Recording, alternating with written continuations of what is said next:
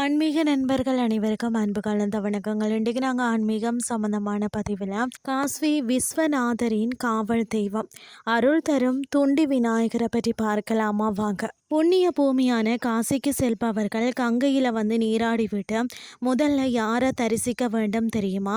விஸ்வநாதரை தரிசிப்பதற்கு முன்னால் நாம் அவசியம் வழிபட வேண்டியவர் தான் துண்டி விநாயகர். காசி மாநகரின் ஆன்மீக பயணத்தில் விநாயகர் வழிபாடு ஏன் இவ்வளவு முக்கியத்துவம் பெறுகிறது, அதை பற்றி தான் அதனுடைய சுவாரஸ்யமான பின்னணி என்னன்னு சொல்லித்தான் நாம் இன்றைக்கு பார்க்க போகிறோம்.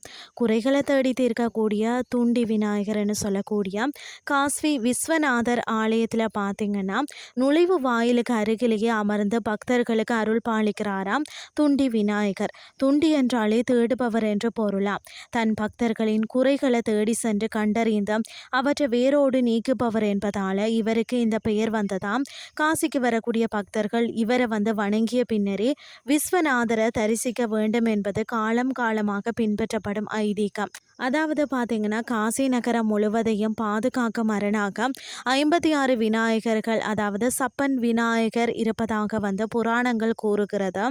8 திசைகள்லையும் திசைக்கு 7 விநாயகர்கள் வீதம் காசியை காவல் காக்கின்றதாம். அதாவது காசி யாத்திரை மேற்கொள்பவர்கள் தான் இந்த 56 விநாயகர் வழிபாட்டை தங்கள் பயணத்தின் மிக முக்கிய அங்கமாக கருதுகிறார்களாம். இந்த வழிபாட்டின் சிறப்புகள் பார்த்தீங்கன்னா தடை நீக்குபவர். விஸ்வநாதரின் தரிசனம் தடையின்றி கிடைக்கவும் நம் வாழ்க்கையின் தடைகளை அகலவும் இவரை வழிகாட்டுகிறார்.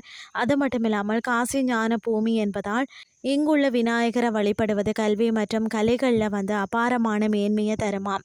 சிவபெருமான் காசியை உருவாக்கிய போது அந்த நகருக்கு முழு முதற் காவலராக விநாயகரே நியமிக்கப்பட்டார் என்கிறது வரலாறு. நீங்களும் காசிக்கு சென்றால் கங்கை நீராடலுக்கு பிறகு மறக்காமல் துண்டி விநாயகரை தரிசித்துட்டு உங்கள் வாழ்க்கையில எல்லா நலன்களையும் பெறுங்கள்னு சொல்லி கூறிக்கொண்டு இன்றைய ஆன்மீகம் சார்ந்த பதிவை நிறைவு செய்து கொள்கிறேன்.